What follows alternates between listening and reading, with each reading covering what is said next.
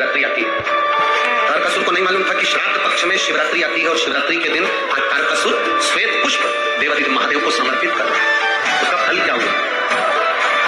किसी नारी को अगर 32 साल भी शादी को हो गए और संतान नहीं हो रही, 30-33 साल हो गए, 32 साल हो गए, 28 साल हो गए, 15 साल हो गए, 20 साल हो गए और संतान का सुख नहीं, तो श्राद्ध पक्ष की शिवरात्रि की बड़ी महत्वता है। प्रयास करना, एक सफेद पुष्प, एक श्वेत पुष्प।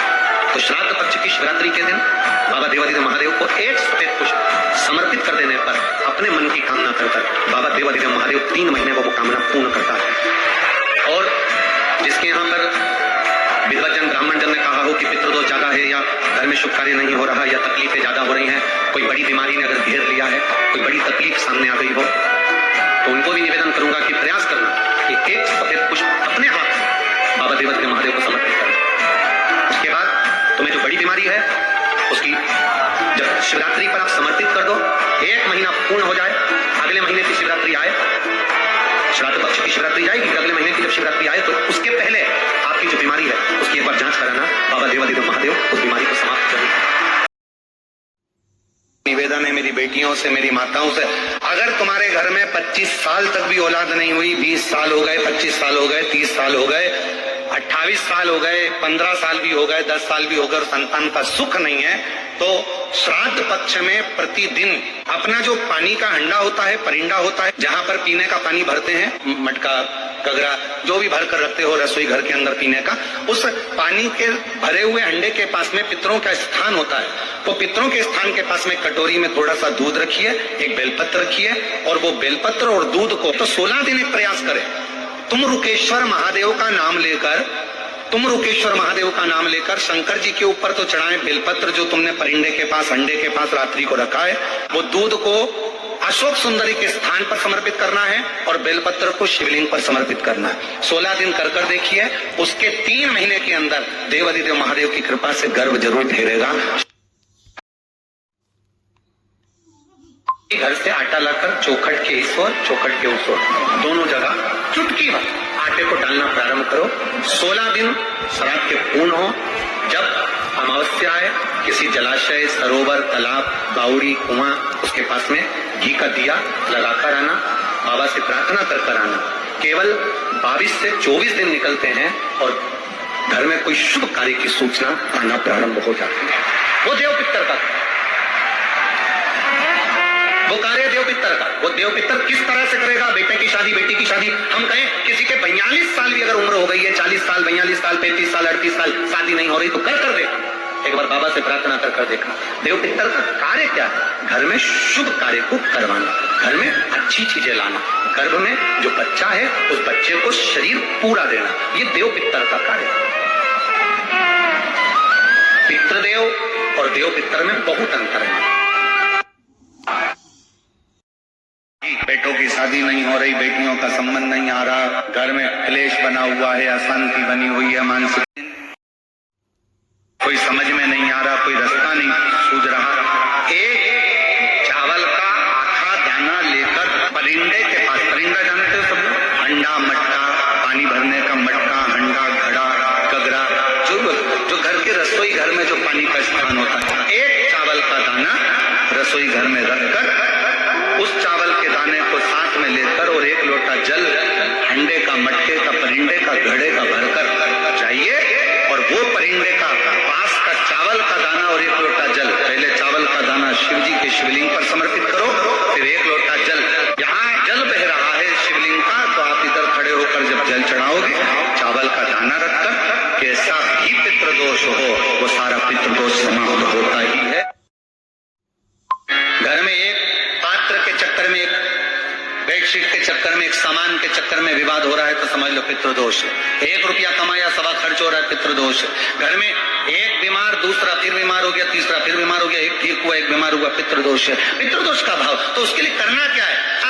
21 दुर्बा की गांठ बनाकर, 7 गांठ 21 दुर्बा की बनाकर, जो अपने पितरों का मटका, मटका मतलब परिंडा, हंडा, जो भी पानी का भरते हो, उसके नजदीक में मात्र एक कटोरी में चावल रखकर उसमें अगर दुर्वा रख देता है तो मात्र 5 या 7 दिन में पितृदोष समाप्त होना प्रारंभ हो जाता है। उसके घर में लक्ष्मी की वृद्धि होने लगती है, सुख शांति अपने आप आने लगती है, उसका क्लेश समाप्त हो जाता है। दुर्वा में वो गुण है जो पितृ भी उसका भाग अमृत तत्व प्राप्त करना चाहता है। कुछ नहीं तो घर के दरवाजे पर थोड़ा पानी छींटना। तुम ये तो नियम बना सकती है ना कि मैं घर में से पानी लूंगी, मटके में से, परिंदे में से, और घर के बाहर छींटूंगी। क्या होता है मटके का पानी बाहर छींटने से, परिंदे का? अरे घर का जो मटका होता है वो मटका परिंदा कहलाता है। परिंदा का मतलब होता है पितरों का स्थान।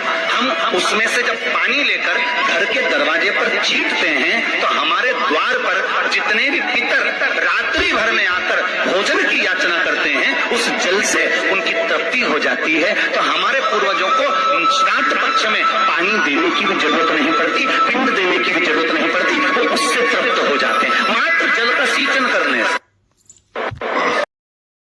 पक्ष में घर में अगर गंगा का जल हो, आपके घर में अगर गंगा जल रखा हो, श्राद्ध पक्ष में तुलसी के क्यारे के पास में एक छोटी सी कटोरी रखकर घर का कोई भी व्यक्ति, चाहे महिला हो, पुरुष हो, पुत्रवधू हो, बच्चे हो, कोई भी हथेली में गंगा जल लेकर अपने पूर्वजों का स्मरण करता और वो गंगा जल काशी विश्वनाथ के नाम से अपने पूर्वजों का नाम लेकर वो कटोरी में अगर 5 बार या 7 बार छोड़ देता है तो उसके पूर्वजों को पिंडदान और तर्पण की जरूरत नहीं पड़ती, उनको मोक्ष प्राप्त हो जाता है। ब्राह्मण के भोजन में श्राद्ध पक्ष में सबसे ज्यादा जरूरी है दूध की खीर, दूसरा तुरई या गिलकी का भोजन, या तो सब्जी बनाओ या भजिया बनाओ, कुछ भी बनाओ। तीसरा मांस की दाल का भोजन, उड़द की दाल का भोजन। उड़द की दाल का या तो दही बड़ा बना लो, इमरती बना लो, या फिर बड़ा बना लो, या पकोड़ा बना लो, पर उसका भोजन होना जरूरी है। 3 भाग दूध का भोजन आहूतों के हिस्से में चले जाता है, गिलकी और तुरई का भोजन पितरों के हिस्से में चले जाता है, मांस की दाल का भोजन, उड़द की दाल का भोजन प्रेतों के हिस्से में चले। इसलिए ये 3 भाग का भोजन ब्राह्मण जब श्राद्ध पक्ष का भोजन।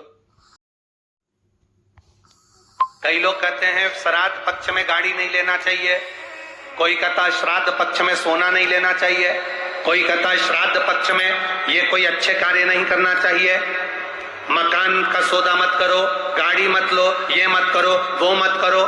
शिव महापुराण की कथा कहती है पूर्वजों के इन 16 दिन में आप कुछ अच्छा भी करोगे ना तो ये पूर्वजों का आशीर्वाद ही मिलेगा, गलत नहीं। तो लोगों ने पितरों को हुआ बना दिया, लोगों ने पितरों को भूत बना दिया, लोगों ने कह दिया ये पितर तो भूत हो गए, प्रेत हो गए। अभी कथा में आपने सुना था सबसे सुंदर लोक कौन सा बताया? जम के बोलो जरा। कौआ कैसा था? आर्यमा स्वामी भी सुंदर, कौआ भी सुंदर, पितर लोक में जितने पितर रहते हैं वो बड़े सुंदर रहते, बड़े सुंदर।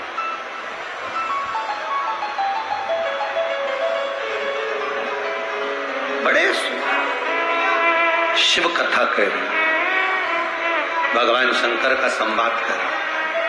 पार्वती मैया अपने नानी जी के यहाँ गई, जैसी पहुंची पार्वती मैया पितृलोक में,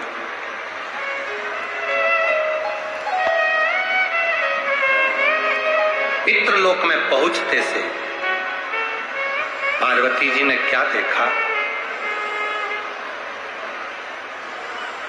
कि वहां बहुत सारी कुसा रखी हुई है। क्या रखी हुई है? कुसा। कुसा देखिए आप, डाब, कुशा। जब पितरों को जल दिया जाता है तो कुशा का बड़ा मूल महत्व होता है, बड़ा कुशा का बड़ी मूलता होता है। पार्वती जी ने देखा कि यहां कुशा रखी हुई है भ्रम पैदा हुआ मां पार्वती के हृदय में, थोड़ा सा प्रश्न आया मां पार्वती के चित्त में, थोड़ा सा प्रश्न। पार्वती जी जैसे ही अंदर पहुंची, पहुंचते से उन्होंने जो कुशा देखी, डाब देखी, और कुशा को देखकर मां पार्वती जी ने पूछ लिया पितरों से, नाना, ओ नाना जी।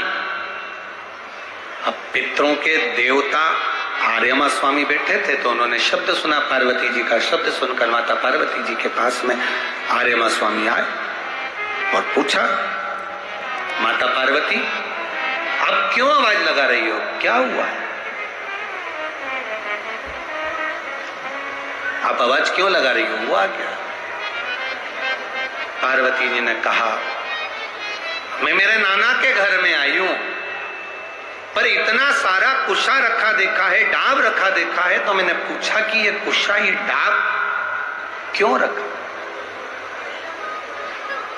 देखो, सनातन हिंदू धर्म में जो कुशा होती है, जो डाब होता है, साल भर अपने घर के अंदर कहीं ना कहीं इस कुशा को, इस डाब को संभाल कर रखना चाहिए। उसका कारण क्या बताया है? तो यहां पार्वती जी से स्वयं आर्यमा स्वामी कहते हैं, सुनो पार्वती माता, पितृलोक में ये जो ढाब है, पितृलोक में जो ये कुशा है, पितृलोक में ये कुशा जो रखी हुई तुम देख रही हो, इस कुशा का महत्व ये होता है कि जिस घर में, जिस घर के अंदर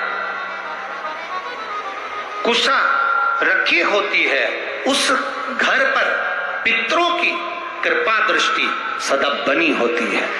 वहां दुख, तकलीफ, कष्ट नहीं आता। पर कुशा रखने का स्थान, 3 जगह कुशा रखने का स्थान दिया। कितनी जगह दिया? जम के बोलिए। 3 जगह पर कुशा रखने का स्थान दिया है। आप अपने ध्यान में रखिएगा। देव पितर जो शिव महापुराण की कथा चल रही है, इससे आपको सीखना है और जनमानस तक आपको ये चीजें रखना है, जिससे हमारा सनातन धर्म में ये बात मालूम पड़े कि कुशा का महत्व क्या है, कुशा कहाँ रखी जाती है और कुशा के जल से तर्पण क्यों दिया जाता है। ये बहुत समझने वाली बात है। 3 जगह पर कुशा का महत्व बताया गया कि कुशा को 3 जगह पर रखा जाए। पहला,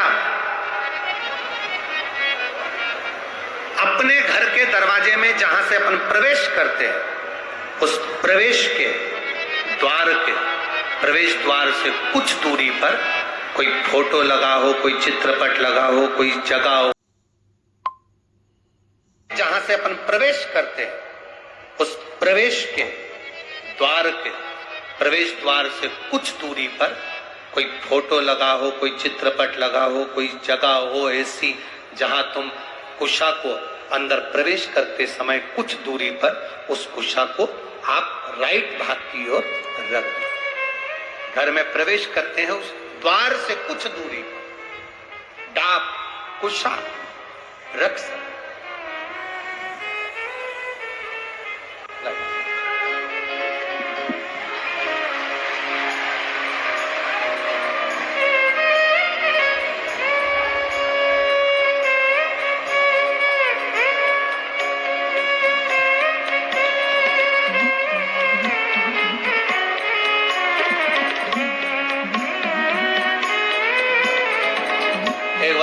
देवादिदेव महादेव का जय घोषारा। ये 2 बालक बाबा की कृपा से कई वर्षों के बाद हुए। एक बार जोरदार ताली बजाएं।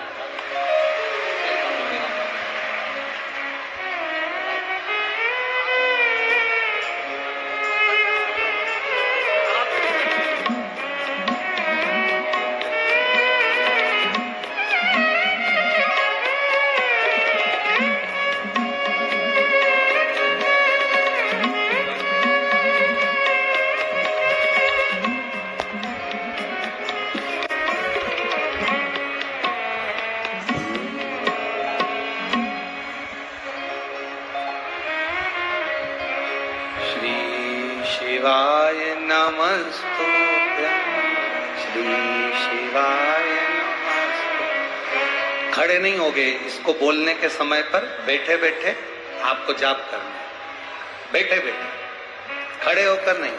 श्री शिवाय नमस्तुभ्यं श्री शिवाय नमस्तुभ्यं श्री शिवाय नमस्तुभ्यं श्री शिवाय नमस्तुभ्यं